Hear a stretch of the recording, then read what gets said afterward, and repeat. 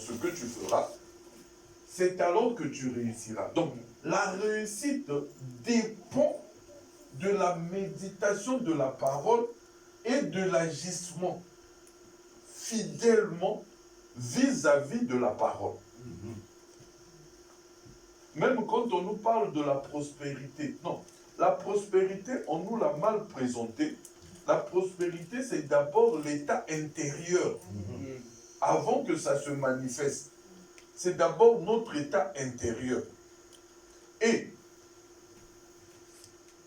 Dieu nous a montré, la fois dernière, qu'il y a des choses qui deviennent comme...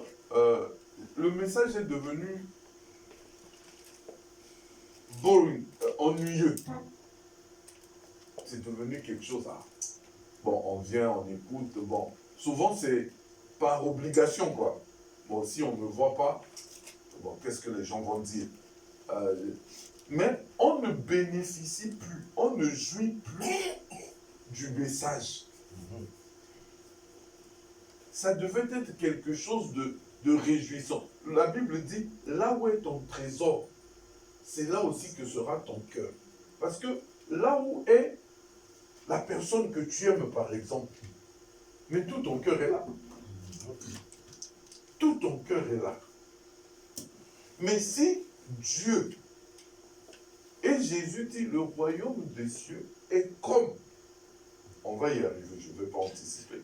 Donc, si Dieu est là, si sa parole peut produire toutes ses promesses ici, Josué, lorsqu'il a eu tout ça là, il a commencé à avancer, il combattait, avancer, il combattait. Il arrive quelque part, on les a battus. On a tué le peuple. Je dis, il y a quelque chose qui ne va pas.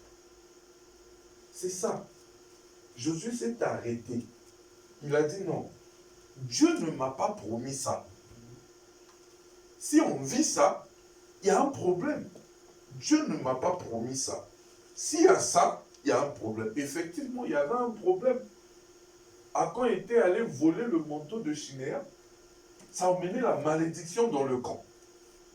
Donc, nous aussi, nous devons nous arrêter un certain moment et nous poser des questions. Comment se fait-il que le même Dieu, les mêmes humains, il y a quelque temps, dans l'Ancien Testament, dans le Nouveau, ils faisaient de ces choses avec les mêmes hommes. Nous arrivons aujourd'hui, on a les mêmes humains, le même Dieu, alors que dans Hébreux 13:8, il est dit qu'il est le même hier, aujourd'hui et éternellement. Mais dans les faits, nous ne le voyons plus. Vraiment. Il y a un problème. C'est là où nous devons nous arrêter et nous poser des questions. Et permettez-moi, je vais revenir sur la citation que nous avons utilisée le dimanche passé dans le fondement fondamental pour la foi. Où le prophète dit, je dis cela, bon, j'ai sauté le paragraphe 21, je vais lire ça ici. Il dit, je dis cela avec respect pour les électriciens. Nous avons des plombiers à la place des électriciens. Les plombiers, c'est en ordre, mais nous ne pouvons pas les sauver par l'eau. Vous savez que c'est vrai. Et c'est une bonne chose, comme Baptiste dit cela, mais c'est vrai, c'est vrai. Il dit que nous avons eu des plombiers à la chair, à la place des électriciens, qui devaient nous apprendre l'électricité. Il dit, si le corps est correctement câblé, et que le Père au ciel actionne le gros interrupteur principal, quelque chose doit arriver. Amen. C'est vrai. Si le bâtiment est correctement câblé, on a vu ça la fois dernière, que si les électriciens font bien leur installation, quand on actionne l'interrupteur, ça s'allume. Il dit, et si nous sommes correctement enseignés, ouais, c'est le problème de l'enseignement. Vraiment. Et que chaque fibre de notre corps est soumise à Christ et à sa parole, Et alors, si vous avez de la théologie, si vous avez une certaine doctrine, si vous avez la superstition, si vous avez de l'incrédulité, si vous avez quelque chose qui fait obstacle quelque part, alors cette énergie ne peut jamais couler au travers de vous. Vraiment. Donc, s'il y a quelque chose qui fait obstacle, c'est ça. C'est aussi simple que ça. Cette énergie ne peut pas couler. S'il y a une mauvaise installation ici, la lumière ne va pas s'allumer. Vraiment. Il dit, mais lorsque vous en arrivez à être correctement câblé, et que le chef électricien l'a approuvé en le scellant du Saint-Esprit, la seule chose qu'il faut faire alors, c'est d'actionner l'interrupteur et il y aura un spectacle de lumière. Amen. Et c'est vrai. Et vous êtes la lumière du monde. Une ville située sur une montagne. Donc, étant la lumière, on devait briller. Amen. Une lumière ne reste pas dans l'obscurité. Vraiment. Elle brille. Et vous êtes la lumière du monde. Une ville située sur une montagne qui ne peut être cachée. Amen. Et nous, ce soir, je dirais ce matin, Vraiment. nous devrions avoir honte de nous-mêmes Vraiment. et confesser sincèrement et humblement notre incrédulité devant Dieu. Amen. Et lui demander de nous pardonner de la manière dont nous le représentons dans cette vie. Vraiment. Nous devons avoir honte de nous. Il dit, il compte sur nous. Les gens de... Il compte sur nous. Les gens de l'Ancien Testament n'avaient pas cette présence que vous avez, que nous avons. Vous n'en êtes pas conscient qu'il y a une présence qui dépasse la présence des gens de l'Ancien Testament. Vous n'en êtes pas conscient. Parfois, vous vous référez à Élie, à Moïse et à ces gens. Moïse et Élie et ces hommes-là, c'était de grands hommes ordonnés de Dieu.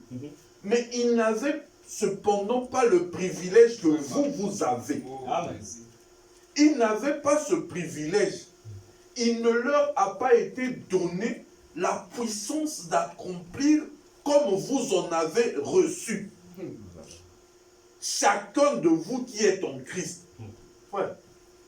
Chaque fois que je lis cette déclaration, j'ai pitié de moi. Vraiment. Vous vous imaginez si nous prenons la Bible, nous commençons à lire ce que Élie a fait. Il dit au prophète de Baal, on va voir qui est Dieu. Et le Dieu qui répond par le feu, c'est lui qui est Dieu. Si vous lisez tout ce que Élie a fait, maintenant quelqu'un arrive, il vous dit, vous êtes plus que Élie. Vraiment. Mais c'est énorme. Et avec tout ça, voilà, plus que Élie. Non, nous devons avoir honte de nous-mêmes. Où est le plus qu'Élie que nous avons ici? Il dit, vous êtes plus que Moïse. Moïse vient, pas, mer en deux, pas. Ici, s'il pleut, même la rivière, là, nous tous nous regardons sur BFM TV. Waouh! Yeah. Mais je ne peux pas sortir. Pourquoi? Il y a l'eau partout. Mais on te dit que Moïse est venu, pas. La mer s'est séparée. Mais on te dit, toi, tu es plus que lui. La puissance que tu as est plus. Mais, frère, maintenant, c'est là où nous devons nous poser la question. Qu'est-ce qui ne va pas? Qu'est-ce qui ne va pas? Nous voulons avoir ce spectacle lumière dans nos vies. Comme je le disais la fois dernière, nous continuons à dire, le prophète a dit, cette puissance va descendre maintenant. Et les gens crient Amen. Mais quand? Vraiment. Depuis qu'il est mort, ça fait peut-être 54 ans. Et si vous prenez quand il a fait ces déclarations, vous arrivez peut-être à 60 ans ou plus. Mais dans les églises, nous continuons à dire, il a dit ça va descendre maintenant. Voilà Dieu. Quand? et nous pouvons mourir aussi, d'autres viendront. Il a dit que ça va descendre. Non, Dieu a son temps. Nous croyons. Dieu fait des choses en son temps. Mais il y a un problème. Je ne parle pas du temps de Dieu. Je parle du problème. Il y a un problème. Parce que la loi de Dieu, c'est tu me demandes, je te donne. Amen. Ok. La loi de Dieu, c'est pas tu demandes, bon, tu attends, tu pleures, tu commences à pleurer, on commence à gémir. La loi de Dieu, c'est pas ça. La loi de Dieu, c'est tu demandes, je te donne. Amen. Tu demandes, je réponds. Amen. C'est du tic au tac. Je ne parle pas de votre tic au tac de tournoi là. C'est du tic au tac. Tu demandes, je réponds. Ça, c'est ce que la Bible enseigne, ce que la parole de Dieu enseigne. Venez avec moi dans Daniel 9. Ça, écoutez-moi ça correct. La première année de Darius, regardez bien, c'est l'année de Darius. Le roi était Darius. La première année de Darius, fils d'Assuérus. Donc, Darius était le fils d'Assuérus. De la race des Médès, lequel était devenu roi du royaume des Chaldéens. La première année de son règne, moi, Daniel, ils étaient emportés en captivité, donc étant là-bas, la première année de ce roi-là, moi, Daniel, je vis dans les livres qu'il devait s'écouler 70 ans pour les ruines de Jérusalem. Donc, il prend la Bible comme nous aujourd'hui. Il lit quelque chose, une promesse ou bien une prophétie. Ah, il va se passer telle chose. Pour Jérusalem, 70 ans. Ah. Il n'a pas trop bien compris. Il dit, la Bible dit, Daniel, moi, Daniel, je vis par les livres qu'il devait s'écouler 70 ans pour les ruines de Jérusalem. D'après le nombre des années dont l'Éternel avait parlé à Jérémie le prophète. Donc, il a lu le livre de Jérémie.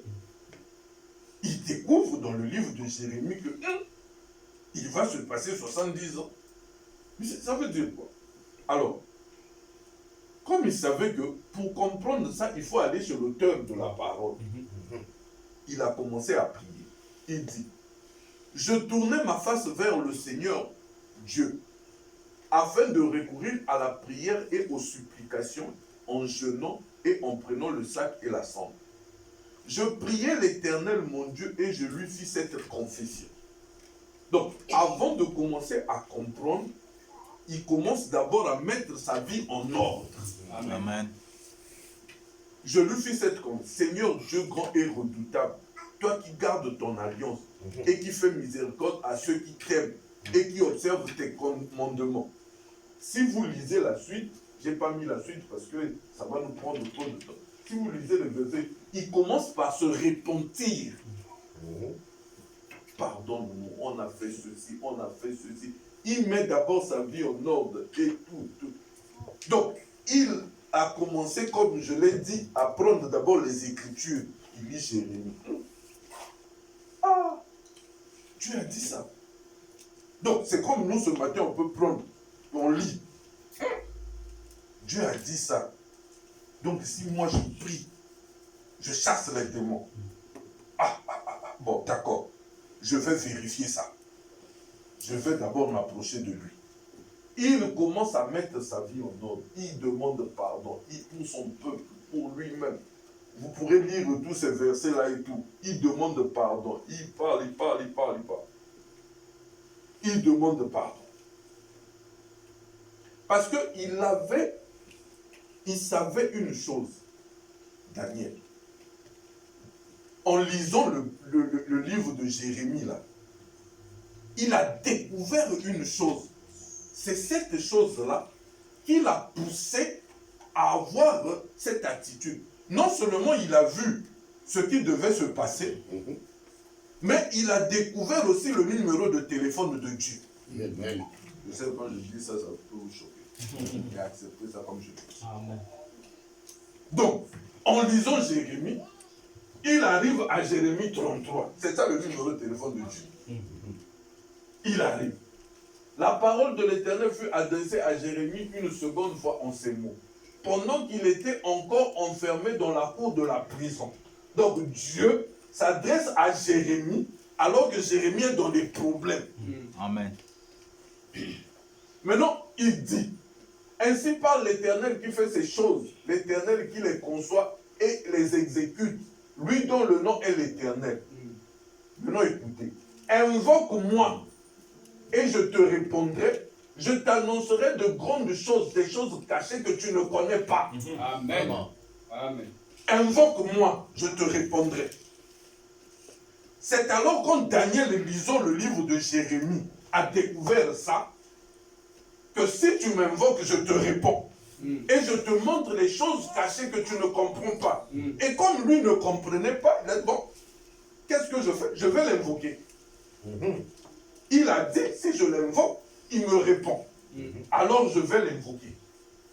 C'est là où Daniel, et il avait aussi, c'est ce que la Bible dit. Même dans Psaume 50, la Bible dit, et invoque-moi au jour de la détresse, je te délivrerai et tu me glorifieras. Amen. Mais nous, on l'invoque pendant qu'on est en détresse. Walou. Rien. Où la Bible a changé. Où il y a un problème. Donc, Daniel, quand il a lu Jérémie, il a compris, ah, je dois invoquer ce monsieur. Mais ce monsieur ne me répondra pas comme ça. Il commence à prier, il met sa vie en ordre, il parle, il demande le pardon de ses peuples, de son peuple et tout. Daniel commence à prier, à prier, à prier. Et, verset 19, donc, de là où on s'était arrêté au verset 4 jusqu'au verset 18, il est en train de prier. Verset 19, il continue toujours dans sa prière. Seigneur, écoute. Seigneur, pardonne. Seigneur, sois attentif. Agis et ne tarde pas, par amour pour toi. Oh mon Dieu, car ton nom est invoqué sur ta ville et sur ton peuple. Écoutez, je parlais encore, je priais, je confessais mon péché et le péché de mon peuple d'Israël, et je présentais mes supplications à l'Éternel. Je parlais encore. Donc il était toujours dans sa prière. Je priais, je confessais mon péché et le péché de mon peuple d'Israël, et je présentais mes supplications à l'Éternel, mon Dieu, en faveur de la sainte montagne de Dieu. Il continue. Je parlais encore dans ma prière quand l'homme Gabriel, que j'avais vu précédemment dans une vision, s'approcha de moi d'un vol rapide au moment de l'offrande du soir. L'ange arrive à quel moment? Il priait encore. Amen. Ça, c'est la loi de Dieu. Amen. Tu m'invoques, je te réponds. Amen. Il priait encore. Il n'est pas jeune de 40 jours. Il priait encore. Gabriel arrive. Gabriel est là. Donc, Gabriel lui apparaît.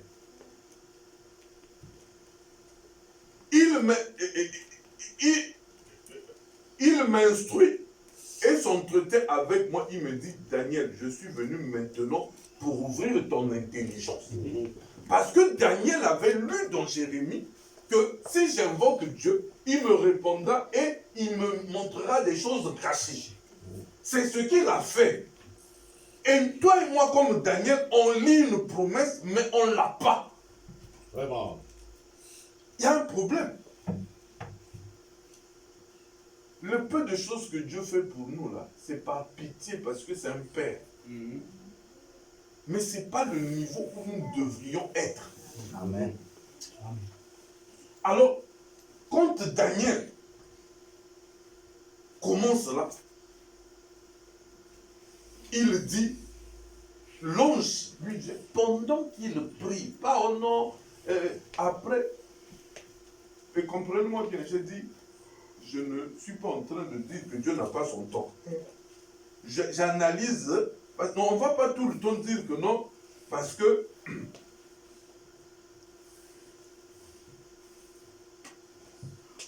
on ne va pas tout le temps dire non parce que c'est le temps de Dieu. Non. qu'il y a le temps de Dieu. Mais analysons aussi, est-ce qu'il n'y a pas autre chose que le temps de Dieu? C'est ce que nous devons analyser. Hein? Je sais que le diable va venir dire, oh non, bon, tu vois, Pierrot, bon, tu sais que Daniel, bon, c'est Daniel, hein, lui, il était... Ça, c'est de l'incrédulité. Le prophète dit, la présence de Dieu aujourd'hui est plus que ce qu'eux, ils avaient. Amen. Yes, sir. Ça, on est dans Daniel le 9. C'était quand?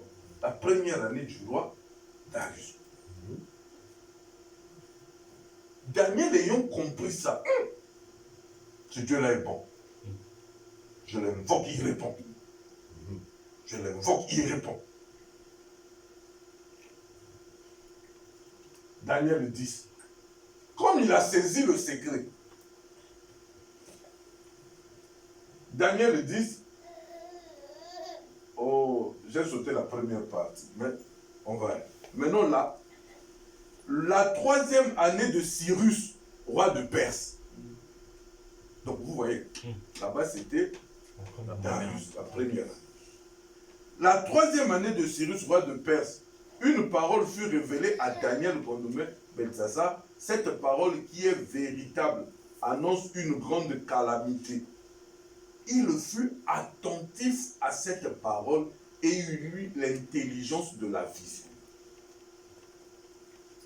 Alors, quand il a eu ça, alors il s'est dit, non, je dois essayer de creuser. La Bible dit, verset 2, en ce temps-là, moi, Daniel, je fus 3 semaines dans le deuil. 3 semaines, ça fait combien de jours? 21 jours. 21 jours. Donc, il a jeûné pendant 3 semaines. Je ne mangeais aucun mets délicat. Il n'entra ni viande ni vin dans ma bouche. Je ne moignis point jusqu'à ce que les 3 semaines fussent accomplies. Contrairement à la première fois, quand il a invoqué, alors qu'il priait, l'ange est venu. Mais cette fois-ci, 3 semaines, rien. Maintenant, le 24e jour, vous voyez, 3 semaines, 21 jours, il a fini de jeûner. L'ange n'est pas venu, personne. Le 24e jour du premier mois, j'étais au bord du grand fleuve qui est Hiddekel. Je levais les yeux. Là, il a fini maintenant, il ne prie plus. Frère, j'ai prié pour cette histoire-là, ça ne change pas. Et tout. Mon cher, ça ne va pas. Là, tu commences à témoigner négativement. Parce que tu n'as rien vu venir. Ça ne va pas, mon frère, ça ne va pas. Maintenant, le 24e jour du premier mois, j'étais au bord du grand fleuve qui est Hiddekel. Je levais les yeux, je regardais et voici qu'il y avait un homme vêtu de lin et ayant sur les reins une ceinture d'or d'Ouphaz. Donc un ange lui apparaît. Le 24e jour. Vraiment. Alors, l'ange lui apparaît. Maintenant écoutez, il commence à décrire comment il était. Son corps était comme du chrysolite, son visage brillait comme l'éclair, ses yeux étaient comme des flammes de feu, ses bras et ses pieds ressemblaient à des lérins polis et le son de sa voix était comme le bruit d'une multitude. Moi, Daniel, je vis seul la vision. Et les hommes qui étaient avec moi ne la virent point. Mais ils furent saisis d'une grande frayeur. Parce qu'il y a des choses où nous pouvons être ensemble, mais moi je vois ça, vous ne voyez pas. Vous voyez, moi je le vois. Donc, dans cette histoire, il faut marcher seul. Amen. Amen.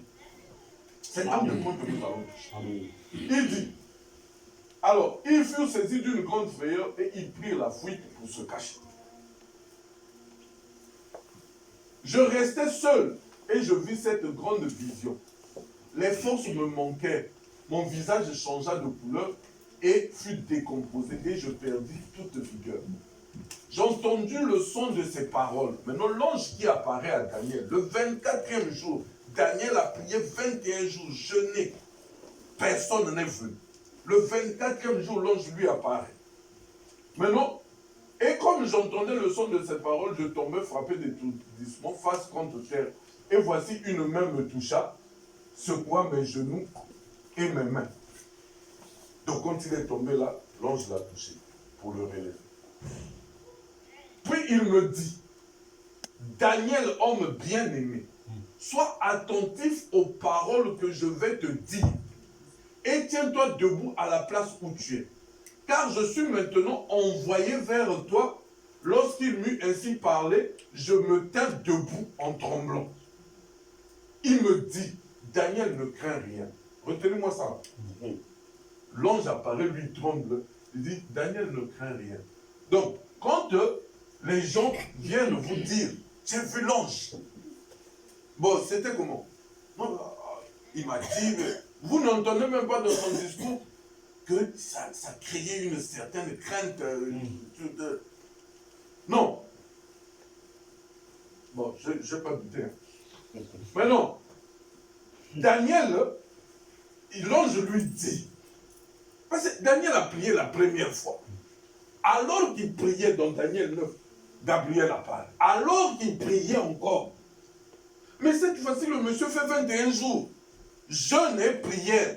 L'ange ne vient pas. Rien. Il est fatigué. Il s'arrête. Allez. Il commence à témoigner. Je n'ai pas dit Daniel a fait ça. Mais je mets ça dans nos vies. Tu as prié, il n'y a plus rien. Allez, tu commences à témoigner négativement. Mais, frère, et là, comment? Ça va, tu es guéri. Ah, bien aimé. Ah, on laisse tout entre les mains de Dieu. C'est de l'incrédulité. Amen. Non, bon, tu vois, à l'hôpital, on a dit que je ne peux plus être guéri. Là, tu as jeûné et prié. Après, tu commences à douter de Dieu. Hein? Mais non, 21 jours, il a fini. 22e jour, rien. 23e jour, rien. 24e jour, l'ange lui apparaît. Et l'ange lui dit, il me dit, Daniel, ne crains rien. Car dès le premier jour où tu as eu à cœur de comprendre, dès le premier jour où tu avais eu seulement à cœur de comprendre, pas de prier, non, non, non, non. Seulement de comprendre et de t'humilier devant ton Dieu, tes paroles ont été entendues. Oh, mais je n'ai pas encore prononcé. Comment ça a été entendu? Amen, Dieu écoute amen, les amen. intentions du cœur. Amen. Tes Amen. paroles ont été entendues et c'est à cause de tes paroles que je viens. Ah bon? Amen. Mais tu étais où? Moi j'ai jeûné 21 jours. Tu étais où? Hein? La première fois quand je priais, pendant que je parlais, Gabriel est venu. Mais toi tu étais où? Il lui dit, c'est à cause de ces paroles que je viens. Maintenant il lui dit, le chef du royaume de Perse m'a résisté 21 jours. Donc pendant les 21 jours que toi tu priais, tu n'avais pas de réponse. Voilà ce qui se... Moi j'ai déjà été envoyé. Tes paroles ont déjà été entendues quand tu as eu seulement à cœur. Et moi j'ai quitté le ciel. Je suis venu pour te répondre. Mais le problème, pendant les 21 jours que tu ne me voyais pas là, j'avais un problème avec le chef du royaume de Perse. Il m'a résisté. Donc il m'a empêché d'emmener ta réponse. Daniel comprend, bon. Donc la première fois dans Daniel 9, quand je priais, pendant que je priais, l'ange m'est apparu. C'était nickel. Donc en fait la deuxième fois aussi, pendant que je priais, l'ange était déjà venu. Mais le problème c'est qu'il ne s'est pas manifesté parce que le prince, le chef du royaume de Perse m'a résisté 21 jours. Mais voici Michael, l'un des principaux chefs, est venu à mon secours pour combattre le chef du royaume de Perse. Et je suis demeuré là auprès des rois de Perse. Je viens maintenant pour te faire connaître ce qui doit arriver à ton peuple. Oh! Donc, ça veut dire que lui, tel qu'il était là, il avait déjà eu la réponse. Bon, mais quelle est la relation? Si on lit bien, c'était Cyrus, le chef du royaume de Perse. Quelle est la relation entre un ange et un humain qui est là, il va bloquer les trucs comment? C'est là qu'il faut un prophète. Amen. Amen. Amen. Pour vous révéler que le chef du royaume de Perse, là, ce sont les atmosphères. Amen, amen, amen, amen. Les atmosphères que vous créez peuvent empêcher la prière de se manifester. Amen, La amen, amen. manifestation de la prière est empêchée par les atmosphères. Amen. Amen. Tu crées des atmosphères qui empêchent Dieu d'agir. Amen. Voilà la raison qui fait que ça tarde. Amen. Aujourd'hui, tu as dit quelque chose, tu te réjouis et tout. Demain, le chauffage là en marche. Tu dis quelque chose, tu te réjouis. Et demain, parce qu'il y a une petite situation, la foi tombe. C'est ça, le chef du royaume du Perse. Donc, quand la réponse à la prière tarde là, ne cherche pas ailleurs. Amen. Ne cherche pas ailleurs. Tu crées des atmosphères de haine, de disputes. On crée des atmosphères de critiques. Et comme ça, là, vous voulez que l'ange apparaisse. Mais non! C'est contraire à la Bible. L'ange ne peut pas apparaître dans ces conditions-là. C'est à cela que nous avons des problèmes. Nous ne voyons pas Dieu se manifester. Quelles sont les atmosphères que nous créons? Les atmosphères que nous créons. Quelle est l'atmosphère que tu crées? C'est parce que Dieu nous aime, quoi. Je vous dis la vérité. C'est parce que Dieu nous aime. Si Dieu ne nous aimait pas, Vraiment. même le peu qu'il nous donne là, zéro. Vraiment. Amen. Zéro, zéro, zéro. Quelles sont les atmosphères? Tu veux être guéri, mais tu as l'atmosphère de la maladie. Mais c'est un autre ciel. Vraiment. Amen. La Bible dit dans Genèse, au commencement, Dieu créa les cieux et la terre. Amen. Donc, c'est le ciel qui fut créé en premier. Amen. Et ça s'est reflété où sur la terre. Et le prophète dit, le ciel, ce sont les atmosphères. Amen. Il dit, créez d'abord d'autres atmosphères dans le ciel et ça va se refléter sur cette terre ici. Amen, amen, amen, amen. Amen. Donc, changez d'abord l'atmosphère. Si vous créez des atmosphères négatives, c'est ce qui se manifeste. Vraiment. C'est ça le problème que nous avons.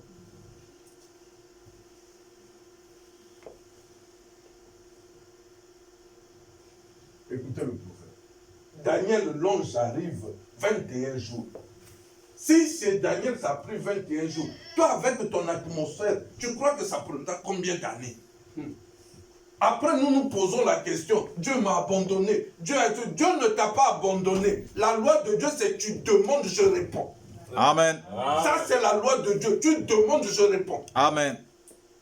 Mais pourquoi ça ne se passe plus comme ça? Le chef du royaume des Perses. Voilà pourquoi le prophète dit, c'est la raison pour laquelle Jésus devait monter. Pour Amen. briser ses atmosphères. Amen. Amen. Écoutez le prophète. Savez-vous, quand le Saint-Esprit est venu pour la première fois, ce fut le jour de la Pentecôte. Quand ils étaient tous à un seul endroit et d'un commun accord. Amen. À un seul endroit et d'un commun accord. Et alors, il vint du ciel un bruit comme celui d'un vent impétueux. Il leur a fallu être dans une bonne atmosphère.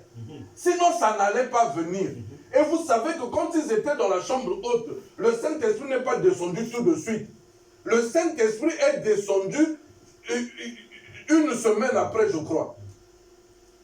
Et le prophète dit, pendant ce temps-là, qu'est-ce qui se passait là-bas? Ils étaient en train de mettre leur vie en ordre. Amen, amen. Ah, frère Franck, pardonne-moi. En tout cas, tu sais, ce qui s'était passé là, c'était pas bien. Donc, il mettait le... Donc, Pierre pouvait voir Jean. Jean, tu sais, moi j'avais quelque chose contre toi. Parce que toi, tu avais tout le temps ta tête sur le... Là, tu montrais que c'est toi qui... On aimait plus... Vraiment, pardonne-moi. Jean aussi pouvait se retrouver. Pierre, moi aussi j'avais quelque chose contre toi. Tu voulais montrer que c'est toi qui connaissais tout. Les révélations, c'est toi. Moi, je me dis, toi, ils ont mis les choses en ordre. Et ils étaient maintenant de commun accord. Alors le Saint-Esprit est descendu. Mais nous voulons que le Saint-Esprit descende lorsque nous sommes divisés, lorsque nous critiquons, lorsque nous créons des atmosphères qui ne permettent pas au Saint-Esprit de descendre. Alors nous disons, il y a un problème. Il y a un problème. Non, nous critiquons. Non, ça c'est un démon. Et alors, il vint du ciel un bruit comme celui d'un vent impétueux. Il leur a fallu être dans une bonne atmosphère. Et c'est ce qu'il nous faut aujourd'hui, frère. Nous sommes loin en arrière. L'église devait être à des millions de kilomètres plus avancée sur la route. Vraiment. Vous voyez pourquoi je vous dis, je suis en train de dire qu'il y a un problème. Ça, il n'y a pas que moi. Le prophète lui a dit, l'église ne devait pas être à ce niveau ici. C'est parce que l'atmosphère n'est pas bonne. Il continue. Quand nous prenons par exemple ce qui s'est passé l'autre jour en Afrique, quand notre précieux frère Billy Graham, quand cet hindou est venu là, il a lancé un défi comme cela contre la parole de Dieu vivant. Vous connaissez cette histoire, il dit non, si ton Dieu là est vrai. Il dit, cela prouve qu'il nous faut une autre atmosphère au lieu de la théologie. Le frère Branham a dit, la Bible a dit, ça c'est la théologie. Amen. Ça c'est que de la théologie. Tout le monde peut dire ça. Mais il faut une autre atmosphère. Que nous puissions quitter le niveau théologique. Nous avons besoin de la puissance du Saint-Esprit parmi nous. Et des hommes qui veulent s'en tenir à ce que Dieu a dit être la vérité. Amen, amen. C'est l'atmosphère qu'il nous faut. Amen. Amen. Je me tiens là, c'est la vérité, je reste là. Il se peut qu'en ce grand jour de prospérité, nous soyons tellement préoccupés par la prospérité que nous avons abandonné la chose essentielle. Vraiment. Ne comprenez pas mal. Hein? Dieu n'a pas dit que nous ne devons pas être prospères. Mais la prospérité, c'est d'abord l'état intérieur. Amen. Voilà pourquoi Paul a dit à Gaius, je souhaite que tu prospères à tous égards. Amen. Comme prospère l'état de ton âme. Donc quand l'état de l'âme prospère en Dieu, le reste suit. Amen. Amen. C'est ça la prospérité. C'est ce que le prophète dit. Il se peut que nous soyons entrés dans une sorte de crise de rage sans lui. Alors qu'il faut que lui soit là. Nous ne devons pas faire cela. C'est l'atmosphère. C'est un temps où il nous faut Christ. Amen. Amen. Il nous faut Christ en ce temps-ci, mes frères. C'est un temps où il nous faut Christ. Il continue.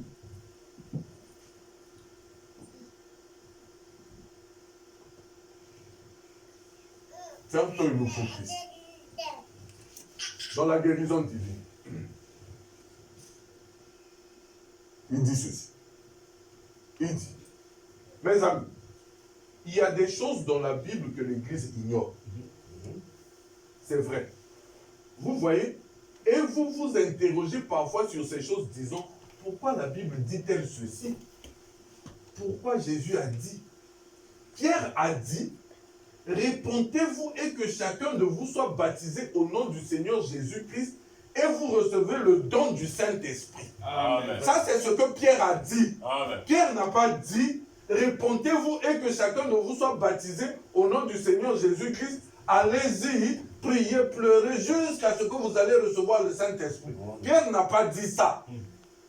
Pierre a dit, vous vous répentez. Vous êtes baptisés, vous recevez le Saint-Esprit. Amen. Mais nous répondons, entre guillemets. Bon. Nous sommes baptisés. Mais nous rentrons dans l'eau du baptême, pécheurs secs, nous en sortons pécheurs mouillés. Vraiment. Saint-Esprit, rien à la sortie. Ou bien parce que l'autre avait dit, ah, j'ai senti quelque chose. Toi, ce que tu sors là, allez. Non. C'est ce que Pierre a dit. Ça, c'est la parole de Dieu. C'est pas non. Je vous ai dit la loi de Dieu, c'est tu m'invoques, je te réponds. Amen. Amen.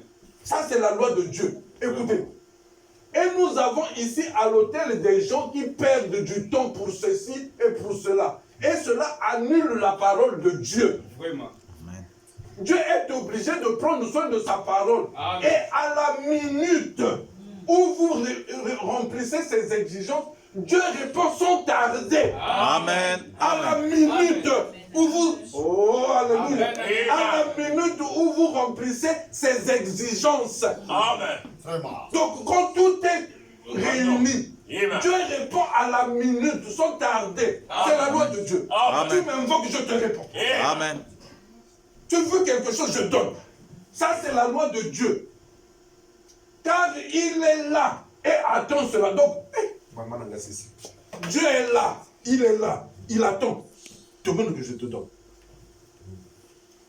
Il attend, lui il attend. Demande que je te donne. Dieu est là. Mais le problème, c'est celui-ci. Il dit, nous annulons la parole de Dieu. Dieu a dit que vous confessez, vous êtes baptisés, je donne le Saint-Esprit. Demandez et l'on vous donnera. Frappez et l'on ouvrira. On demande. On a fait de Dieu menteur. Voilà pourquoi le prophète dit, nous annulons la parole de Dieu. C'est ça le problème. Nous annulons la parole de Dieu. Il continue. Il dit. Mais on entend des gens dire, oh, à moins que vous criez ou que vous parlez en langue, à moins que vous dansez dans l'esprit. Toutes ces choses ne sont pas mal. Elles sont bonnes, mais elles n'ont rien à voir avec le salut. Rien du tout. Oh, si je parle en langue, Paul dit, même si je parle en langue, si je n'ai pas l'amour, je n'ai rien. Amen. Oh, si tu parles en langue, donc tu as le Saint-Esprit. C'est faux. Le Saint-Esprit produit une vie. Amen. Même lorsque vous nous dites, je crois que j'avais fait l'expérience du Saint-Esprit. Je ne doute pas de l'expérience de chacun. Mais nous tous, on doit se remettre un peu en question. Il y a deux choses. Où notre expérience là, ça s'est arrêté à un certain niveau, on n'est pas allé au bout. Ou c'était une vraie expérience, mais qu'est-ce qu'on a fait de ce Saint-Esprit? Il y a un problème. Il n'y a pas de Saint-Esprit. Il ne peut pas produire une vie dans Branham et une autre vie chez nous. Non. Il y a un problème. Ou bien on l'a attristé, il est parti. Ou cette expérience, elle n'était pas bonne. Nous tous, à commencer par moi-même, on doit se poser des questions. Enfin, on n'est plus à l'heure où on doit s'amuser. Car dès que vous vous répentez de vos péchés, si vraiment Dieu vous a convaincu et que vous vous êtes repenti, donc le prophète insiste, si vraiment vous vous êtes repenti, la repentance a disparu. Si vraiment vous vous êtes repenti et que Dieu vous a convaincu et que vous êtes repenti, puis vous êtes fait baptiser au nom du Seigneur Jésus-Christ, Dieu est obligé de vous donner le Saint-Esprit à l'instant même. Amen. Amen. À l'instant même. Parce que c'est ce que dit la parole. Il tient sa parole. C'est sa parole qui le dit. Il doit le faire à l'instant même. Ce n'est pas du tout la responsabilité de Dieu. Vraiment. C'est votre responsabilité à vous parce que le peuple a été mal enseigné. Amen. Chaque fois que les gens viennent et qu'ils commencent une petite affaire, ils disent c'est cela, c'est cela. Oh là là, ce ne sont pas ces démonstrations charnelles qui comptent. Ce sont les attributs du Saint-Esprit. Amen. Mais, donc, parler en langue, ça c'est les attributs du Saint-Esprit.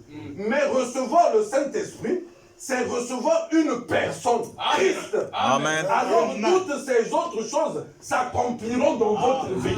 Amen. Amen. Donc si ça ne s'accomplit pas, on doit se demander, est-ce que ce qu'on a reçu là, c'est Christ? Vraiment. C'est tout. C'est aussi simple que ça. Amen, amen. Vraiment. J'insiste, je ne doute pas de l'expérience de quelqu'un. Moi aussi, j'ai mes empreintes à moi à effacer. Je ne doute pas de ça. Mais on doit se poser une simple question. Est-ce que ce qu'on a reçu là, c'est Christ? Parce qu'il dit que lorsque vous le... Il dit non. Le Saint-Esprit, ce n'est pas les sensations. J'ai parlé en langue. Oh, quand j'ai senti comme ceci. J'ai vu un songe. J'ai eu une vision. Dieu m'a dit. Et ça s'est réalisé. D'accord. Il dit, ça ce sont les attributs du Saint-Esprit. Mais quand vous recevez le Saint-Esprit, c'est-à-dire recevoir une personne, Christ, alors toutes ces autres choses, tout, la guérison te suit. La richesse, ça te suit. Tout le reste nous suit. Mais chez nous, ça n'apparaît pas. Oh, yes. Qui nous avons reçus? Est-ce que c'est que des sensations? Avec ça, quittez même l'église, c'est pas grave, on va rester trois. C'est pas grave. Voilà pourquoi les choses ne s'accomplissent pas dans notre vie.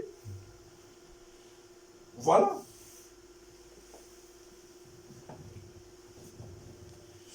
Nous avons un pied tantôt dehors, tantôt dedans.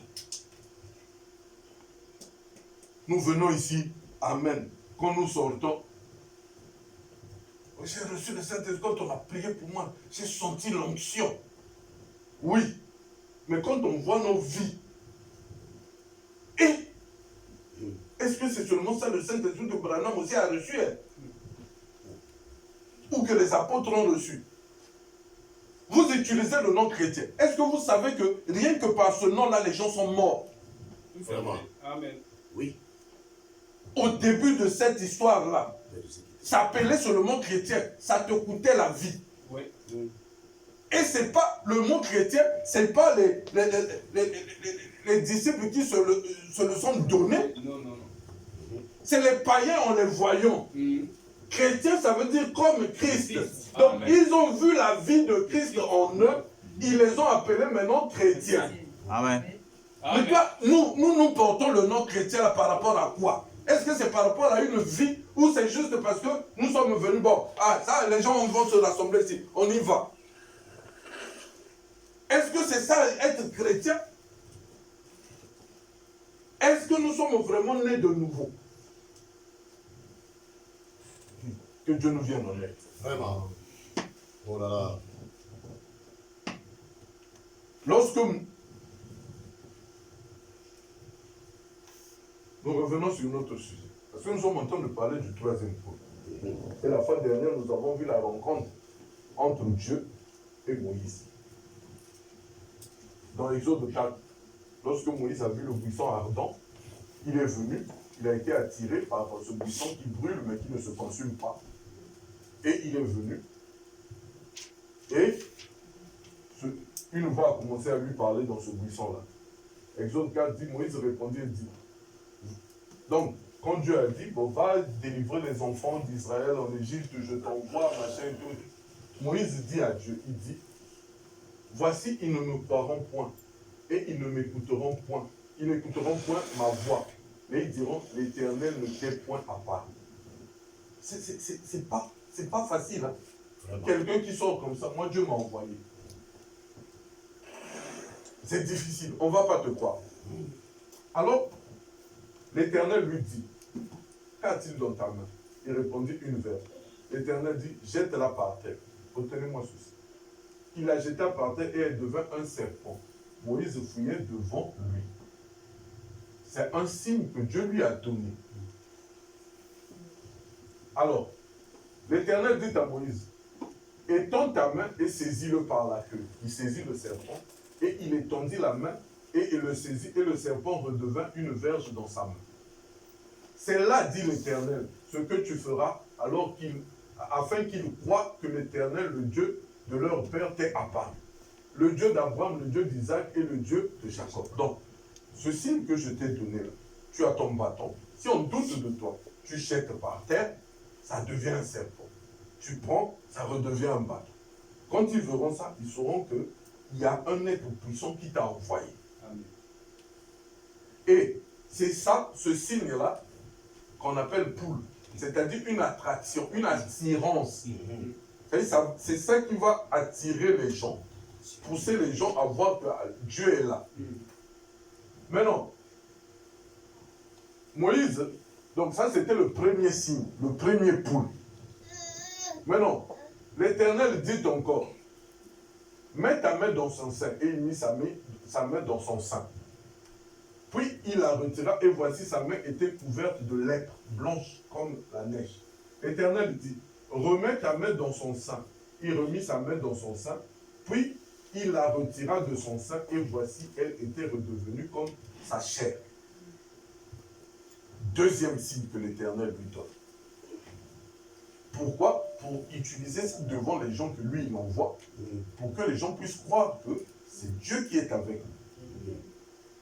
Alors Dieu lui dit, s'ils ne te croient pas, dit l'Éternel, et n'écoute pas la voix du premier signe, vraiment, ils croiront à la voix du dernier signe, donc du deuxième signe. Donc voici les deux poules, donc les deux signes que Dieu a donnés à Moïse. Maintenant, le prophète William Marion Branham, vous connaissez sa naissance. J'étais en train de me poser une question, je me demandais, est-ce qu'il ne faudrait pas que les vendredis, quand on vient à la prière, on commence à enseigner un peu, 15 minutes, que ça nous serve de base pour la prière, sur la vie du prophète. Ça, je ne parle pas de la vie en tant qu'homme comme ça, mais plus de sa relation avec Dieu. Et pour ceux qui ne seront pas là, donc chaque fois, on va enregistrer, envoyer. L'objectif, c'est de comprendre la vie, la relation que Dieu avait avec cette personne-là, ce qui nous permettra de mieux comprendre l'enseignement qu'on est en train de suivre. Alors, donc, le prophète, vous savez, il est né dans une famille pauvre. Et le jour où il est né, je saute. Vous aurez ça en détail quand on va commencer cet enseignement le vendredi, et même le mercredi. Donc, le prophète, le jour où il est né, c'est sa belle-mère, je pense, qui l'avait aidé à accoucher. C'est une famille pauvre, dans la forêt, enfin, la forêt, dans un coin vraiment reculé. À ce jour-là, après sa naissance, c'était vers 5 heures du matin comme ça. Il n'y avait pas encore le soleil. Une lumière est entrée dans... Et tous ceux qui étaient là, la belle-mère, tout le monde a eu peur. Donc, après, cette lumière a tournoyé et la lumière est sortie, elle est partie. Cette lumière, c'est la colonne de feu que vous voyez ici. Amen. Amen. Alors, avec le temps, le garçon a grandi, mais sa maman se posait toujours la question. Qu'est-ce qui s'est passé ce jour-là? Est-ce que ce garçon ici a quelque chose? Et une fois, ils n'avaient plus rien. Vous aurez les détails dans ce que je vais vous envoyer chaque mois. Pour ceux qui ne seront pas là, pour ceux qui ne seront là, vous comprendrez. Alors, ils étaient en train de mourir sur le lit avec le bébé. Elle était enceinte. Et il faisait tellement froid, ils étaient en train de mourir. Alors, la maman commençait à penser à ce jour où cette lumière est entrée. Elle s'est dit, peut-être que ce n'était que mon imagination, on va mourir. C'est un voisin qui les a aidés. Mais, c'est pas trop ça. Je saute vite. Je veux arriver à autre chose. Jusqu'à ce qu'en grandissant, dès son bas âge, un jour, il entend une voix dans les arbres qui lui parle, une voix qui sortait comme dans les arbres, qui lui parle, qui lui dit, ne fume pas, ne bois pas, ne souille pas ton corps d'aucune façon, quand tu sauras quand j'aurai un travail avec. Il avait peur, il a mouru chez sa mère. Sa mère a même pensé que non, comme il vivait dans un endroit où il y avait beaucoup de serpents, bon, il a dû avoir une vision des serpents, bon, et tout. Puis, maman, il y a quelqu'un là-bas. Dans l'arbre, là, il y a quelqu'un. Il dit, toi aussi, là, bon. Les choses se sont passées comme ça et tout, jusqu'à ce qu'à un certain âge, il commençait, souvent il avait cette voix, et il avait peur de ça. Jusqu'à ce qu'il a failli mourir, il avait dit à Dieu, vous aurez les détails, je passe vite, j'arrive à autre chose. Il avait dit à Dieu, si tu me sauves, je te chercherai, je te prêcherai pas. Quand il a été guéri, il a commencé, il était baptisé, il a été baptisé chez les baptistes. Il a commencé à prêcher, il a été même, il était pasteur baptiste dans son église, chez son pasteur là-bas, pasteur associé. Donc il prêchait là-bas, il avait vraiment, les gens l'écoutaient beaucoup. Mais il avait toujours cette histoire-là, il sentait qu'une voix, et quand ça lui faisait peur, il est parti parler à son pasteur, il a dit à son pasteur, moi, j'ai tel problème. Son pasteur lui a dit, il faut faire attention avec ces histoires. Ça, c'est le diable. Il dit, mais moi, je ne veux pas ces histoires de diabolique, je ne veux pas. Moi, je n'ai rien à voir avec le diable, je ne veux pas, mais cette histoire. Bon, un jour, je saute beaucoup de choses. Un jour, il rentrait chez lui. Alors, cette histoire-là est arrivée encore, cette voix-là. Il entend encore parce que souvent, avant que ça lui parle, ça faisait comme un bruit. Il entend encore. Alors, c'est comme s'il est. Lui, il appelait ça à cette époque les trans. Il ne voyait rien, mais il entendait ces choses. Juste quand il était proche de lui, il était garde-chasse, il tombe. Alors, il y a quelqu'un qui passe, Billy, qu'est-ce qui se passe? Il dit, non, ça va, il n'y a rien. Alors, sa femme, dit, Billy, mais qu'est-ce qu'il y a? Sa femme le prend. Il dit à sa femme, tiens, il y a $5 ici. C'est 5 ou $15, je sais. Tu vas vivre avec ça, toi et l'enfant. Si, au travail, si je ne reviens pas dans 2 jours, au travail, on appelle, dis-leur de trouver quelqu'un d'autre. Je dois trouver une solution à ce problème. Enfin, regardez quelqu'un qui est prêt même à laisser son travail de côté pour une histoire qu'il doit traiter. Vraiment. Spirituellement. Amen. Et il avait un endroit dans les montagnes où personne ne pouvait arriver. Une grotte là, il rentrait. Il restait là-bas pour prier. Alors, il a dit à sa femme, je m'en vais. Il est parti. Il a commencé à prier, à prier, à prier, à méditer, à prier, à prier, à prier. Seigneur, moi je ne veux pas de ceci. Moi, il a prié, à prier. Après peut-être 1 ou 2 jours comme ça, alors qu'il était là, il voit une lumière apparaître. Comme il était en prière et tout, il croyait que c'était peut-être la lueur du jour. À cette heure-ci. Alors, la lumière commençait à s'approcher. La lumière devenait de plus en plus grande. Et tout d'un coup, il a eu peur. Il a dit, mon Dieu, mais qu'est-ce qui se passe? Il a commencé à avoir peur. Et il entend les pas d'un homme. Il se dit, mais qu'est-ce qui se passe? Ici, la personne ne peut arriver, même pas une voiture. Mais comment, c'est qui ça? Alors, il a eu peur, il tremblait et tout. Il entend les pas et il voit un pied, un homme qui lui apparaît. Il était tout tremblant.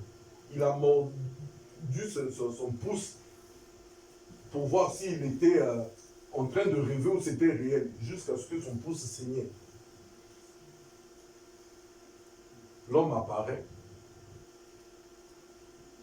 Il était là en train de le regarder. Lui, il avait peur et tout. Et l'homme lui dit, c'était l'ange du Seigneur, Je sais que dire des choses comme ça pour les gens qui ne croient pas, c'est difficile, mais on a lu Daniel qui a dit l'homme Gabriel m'est apparu. Il n'a pas dit l'ange. Amen. Donc, hein, l'ange peut se manifester sous forme d'un homme. Amen. Alors, quand le monsieur le regarde, le monsieur lui dit n'aie pas peur. Quand il lui a dit ça, tout de suite, il dit j'ai reconnu la voix qui me parlait toujours. Amen. Amen. Amen. Donc c'était la même voix. Il lui dit, n'aie pas peur. Alors il commence à lui dire, il commence à lui expliquer ce que lui il ne comprenait pas. Il dit, ta naissance mystérieuse et ta vie incomprise, c'est parce que tu es né avec un don Amen. pour apporter la guérison à l'humanité. Amen. Mais non. Si je m'arrête là, on ne va pas rentrer dans notre sujet. Mais quelle guérison l'ange parlait-il? Voilà. Est-ce qu'il s'agit juste de guérir ou parce que nous on est malade, on guérit et tout et tout? Non. Non, non. Le prophète dit, le corps de Christ est le corps le plus malade. Amen. Il s'agissait de la guérison de l'âme. Amen. Alors, quand l'ange lui apparaît, et quand l'ange lui dit ça, écoutez, il dit, quand l'ange lui a dit n'aie pas peur, il dit, j'ai reconnu que c'était la même voix qui m'avait parlé tout du long. C'était la première fois que je le voyais donc comme cela. Mais j'ai reconnu cette voix-là. Il a dit, n'aie pas peur. Je suis envoyé de la présence du Dieu Tout-Puissant pour te dire que ta naissance particulière et ta vie particulière ont toujours été mal comprises des hommes. Amen.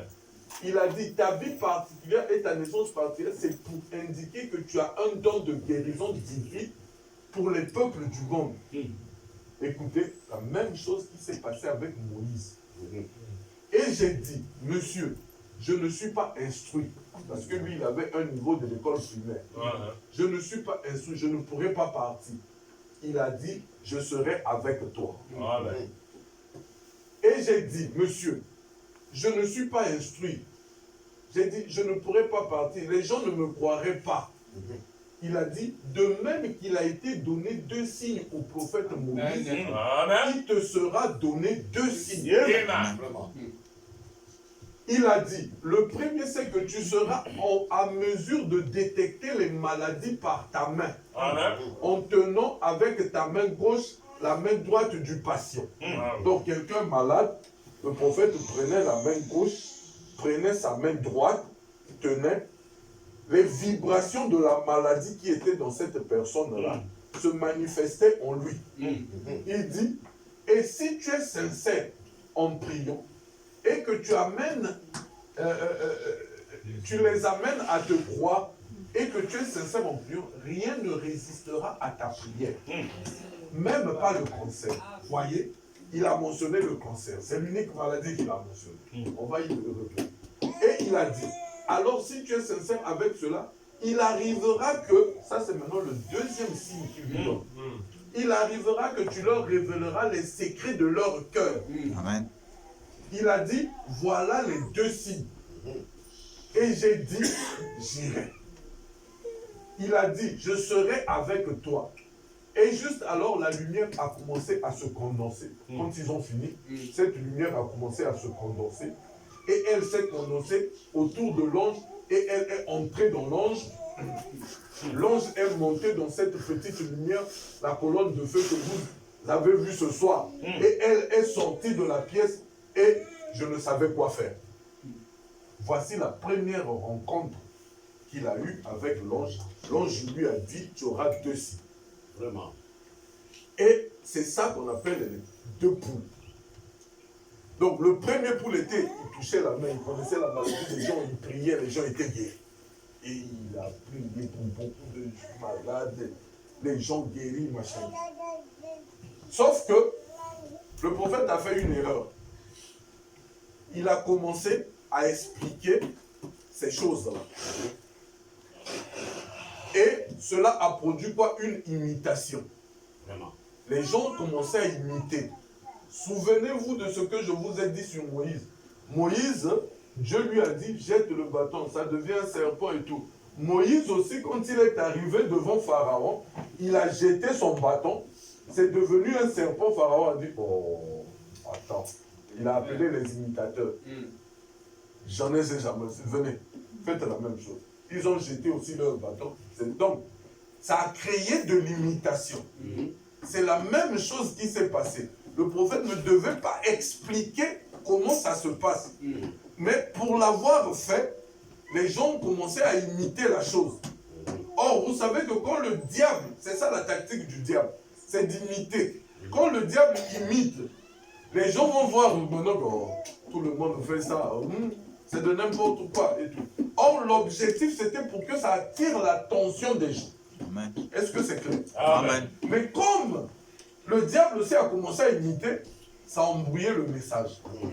Il fallait passer maintenant au deuxième poule. Donc là, il connaissait maintenant le secret. Il pouvait être là, tu es là, il dit, tu penses ceci. Il y a ceci dans ton cœur. Et tout. Est-ce que tu lèves la main pour dire que c'est vrai? Oui.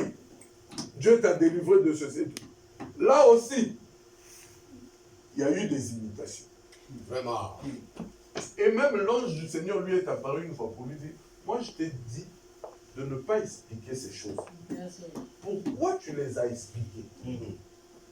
Alors, c'est là où mon problème, c'est pas vous expliquer les poules. Hein. Je pense que je suis en train d'arriver à autre chose.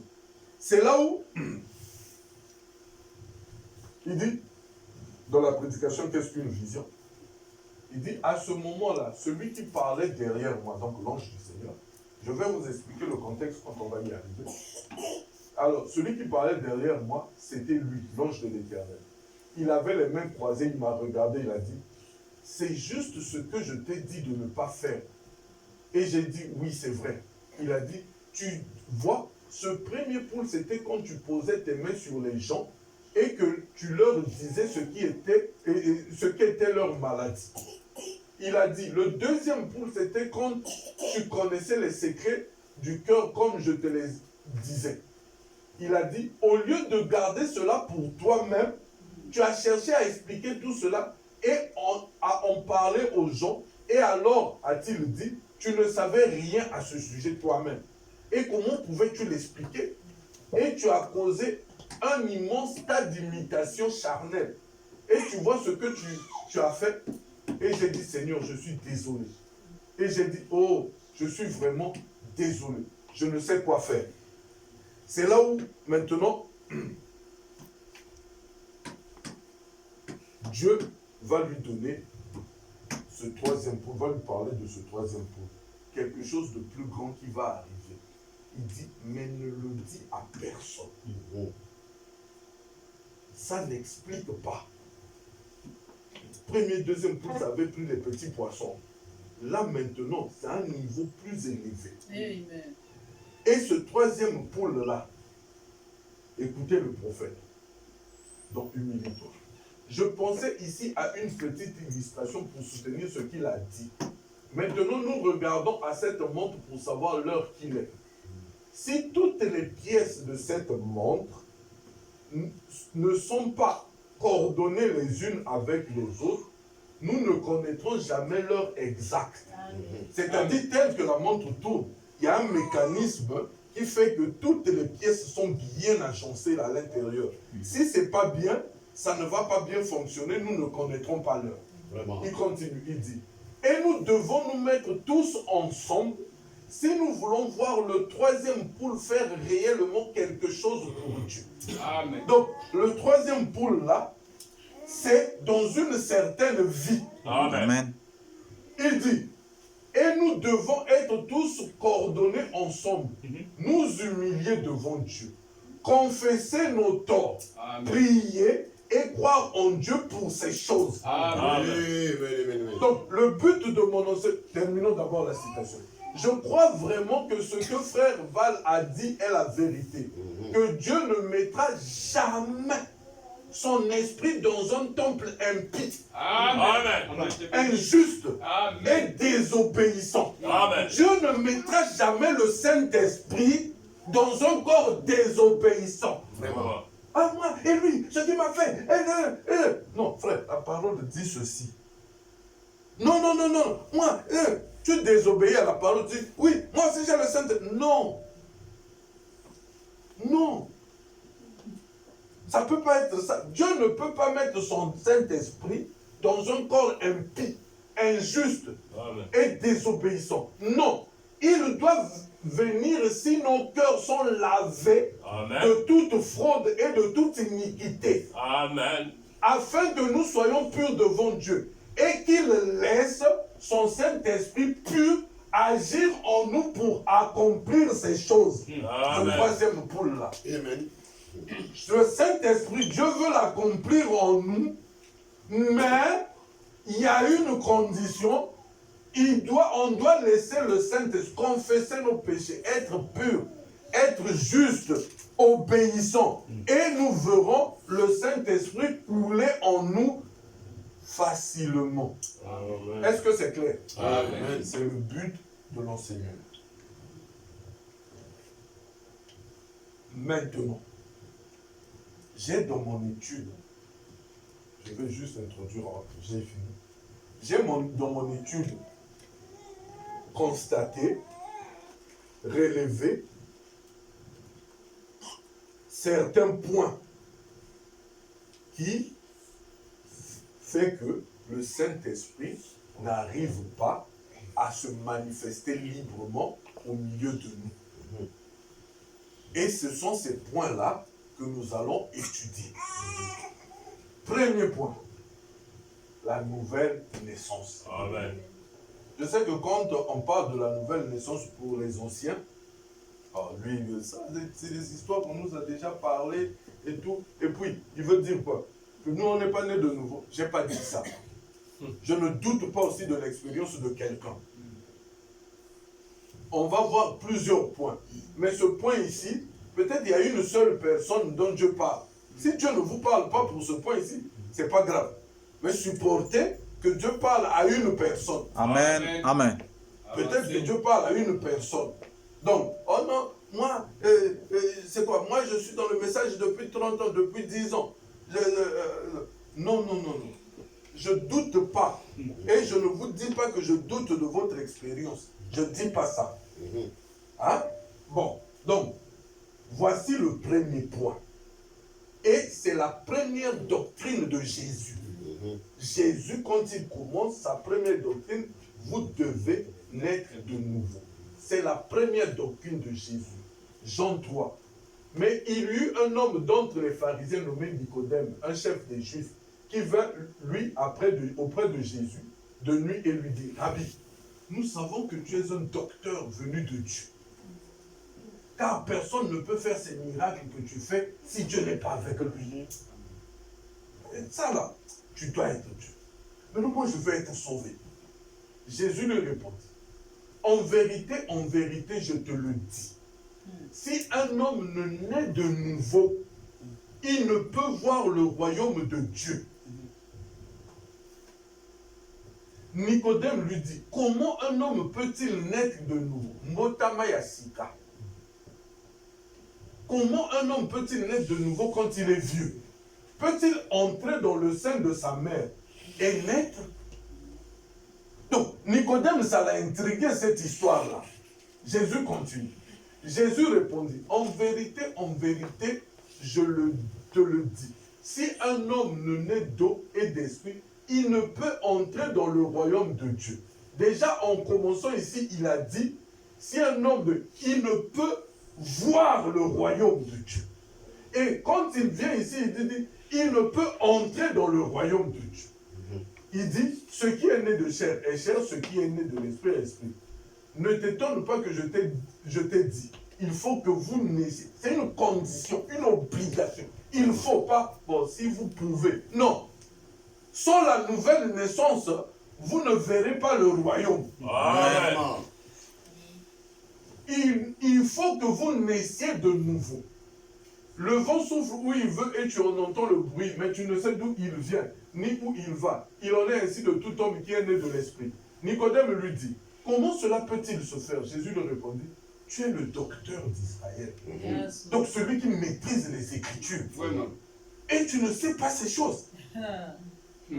Les pharisiens, non, on était où? Non, et tu ne sais pas ces choses. Donc, Jésus est en train de dire, si vous ne naissez de nouveau, vous ne verrez pas le royaume. La question qu'il faut que nous nous posions aujourd'hui, c'est quoi le royaume de Dieu? Amen. Parce que nous avons eu une mauvaise interprétation que c'était un Dieu quelque part.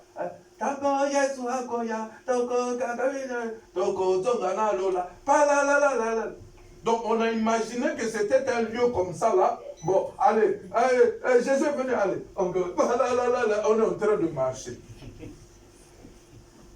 C'est ça la conception que nous avons eue du royaume. Maintenant, demandons à Jésus, le royaume dont tu parles là, c'est quoi le royaume? Jésus répond. Lui-même, il répond. Il dit, la Bible dit, les pharisiens demandèrent à Jésus, quand viendra le royaume de Dieu?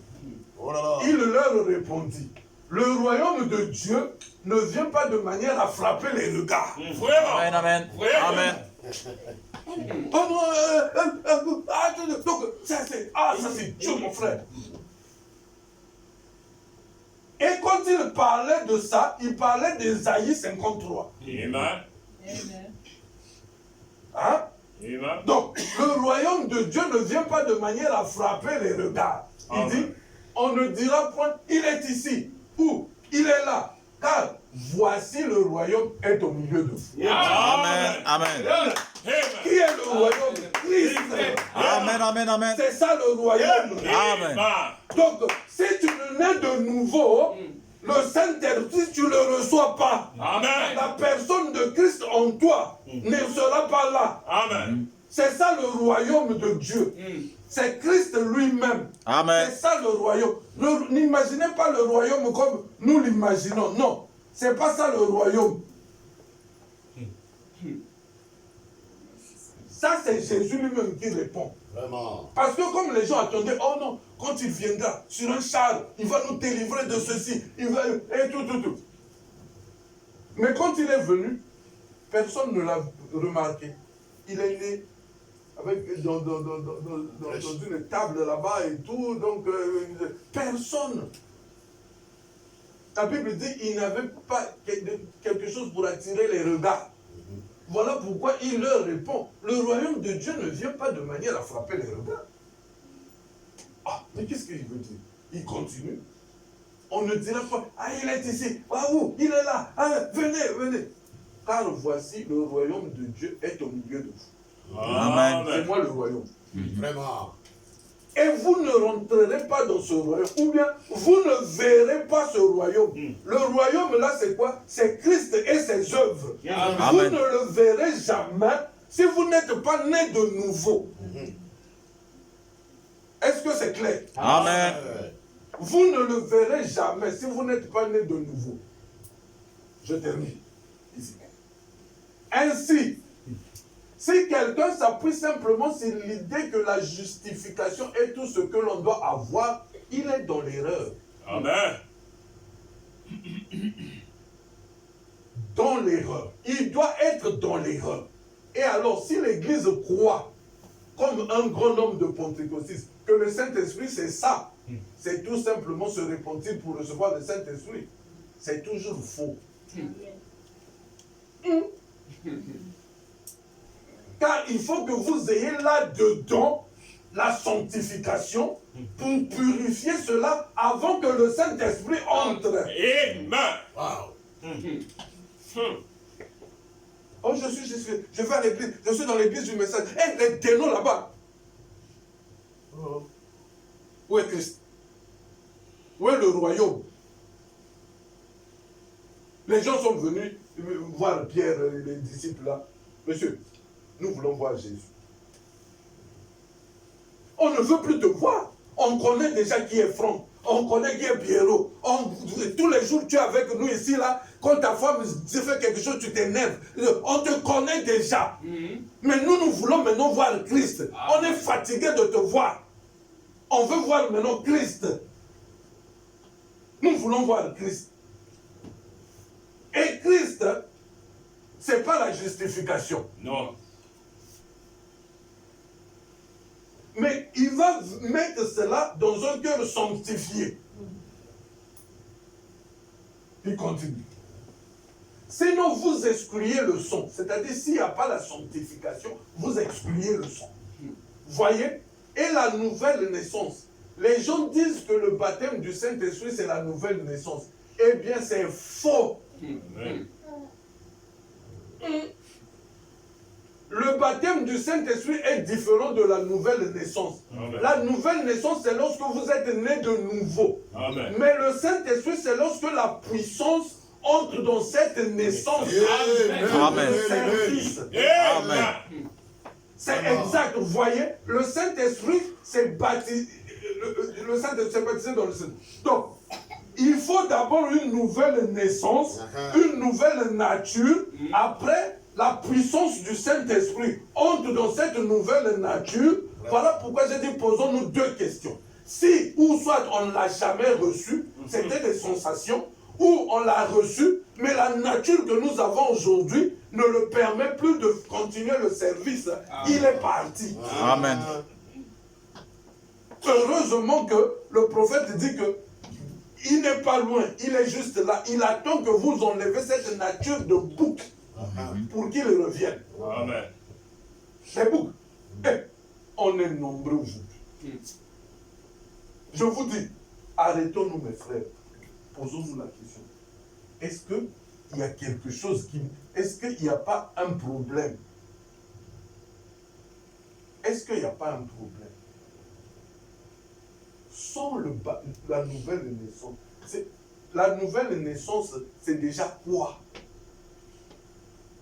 C'est nous débarrasser de cette vieille nature-là. Dieu ne peut pas venir travailler avec nous. Voilà pourquoi les prières tardent. C'est pas parce qu'on se réjouit ici, mais dans ton cœur, il y a toujours cette histoire-là. Toujours la rancune. Toujours, dans nos cœurs, c'est rempli de ces choses. Quelle nature! Et nous attendons que le troisième coup, il va venir maintenant. Non, mais bien aimé. Je vous dis, depuis la chair jusqu'au dernier bon, arrêtons-nous d'abord. Faisons comme Josué. Il y a quelque chose qui ne va pas. Regardons nos vies. Inconfessés. Inconfessés. Inconfessés. Et je crois même que si il y a beaucoup de choses qui sont inconfessées, c'est aussi à cause de nous. L'autre vient, il vient te... La Bible dit, confessez vos péchés les uns les autres, priez les uns pour les autres. L'autre vient, il vient te confesser son péché. Frère, prie pour moi, j'ai encore le démon de la cigarette. Ah oui, frère, on va prier. Tu pries là, dès que tu finis de prier là, tu vas voir où tu appelles le téléphone. Le prophète parle du téléphone. Je vais vous montrer ça. Le téléphone. Bing! Frère Trésor. Tu sais que le frère Franck, quand il chante là, il crie là. Il ne croit pas. Le frère a encore des démons. Du coup, on ne peut plus se confier. Donc ce verset-là, on ne peut plus le vivre. Parce que si je viens vous confier ma vie, au lieu de prier pour moi, comme la Bible dit, vous allez aller me critiquer. Allez, qu'est-ce qui se passe? On crée des hypocrites. La confession, c'est une puissance. Amen. Amen. Amen. Ne vous occupez pas de ce que l'autre peut dire. Vous vous en foutez. Moi, je regarde à ce que Dieu va penser de moi. Je m'en fous de ce que toi, tu vas penser de moi. La confession est une puissance. Amen. J'ai tel problème, j'ai encore telle chose. Et le frère Branham dit que Dieu ne peut vous aider si vous ne reconnaissez pas d'abord. Amen. Reconnaître d'abord. On a lu Daniel, il a commencé par reconnaître. Avant d'invoquer Dieu et que Dieu lui réponde, il a commencé par d'abord confesser son péché. Seigneur, je fais mal. Mais toi, tu fais toujours bien. Il n'y a que les autres qui font mal. le Saint-Esprit va descendre là. Et Dieu va se manifester aussi comme ça. Il y a un problème. En tout cas, on va rester d'abord sur la nouvelle naissance. On n'est pas né de nouveau. Ou si on est né de nouveau, il y a un problème. On est redevenu des boucs. Voilà. On est redevenu des boucs. Non, n'ayons pas honte de reconnaître ça. Vraiment. C'est comme ça que Dieu va nous aider. On va prier là. Dites à Dieu, Seigneur, tu sais que je ne suis pas en ordre. À commencer par moi-même, nous tous. Seigneur, tu sais que je ne suis pas en ordre. Dans mon cœur, il y a encore ça. Dans mon cœur, il y a encore ceci.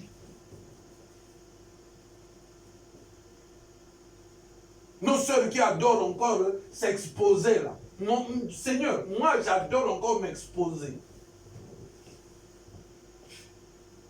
Seigneur, moi j'ai encore le désir des femmes. Il faut lui dire, c'est sa parole. Oh non, je ne veux pas que lui là il écoute. C'est pas grave. Même si c'est dans ton cœur, dis à Dieu, Seigneur, il y a ça. Moi, je n'arrive pas encore à ça. Aide-moi, délivre-moi, sauve-moi. Arrêtons de prendre le fait que non, parce que je viens à l'église, donc c'est faux. C'est faux.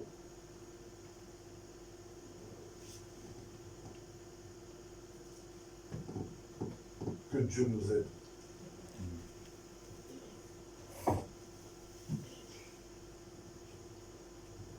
À la croix, au pied du Maître, à genoux, j'ai fait mon choix, sans disciple, je vais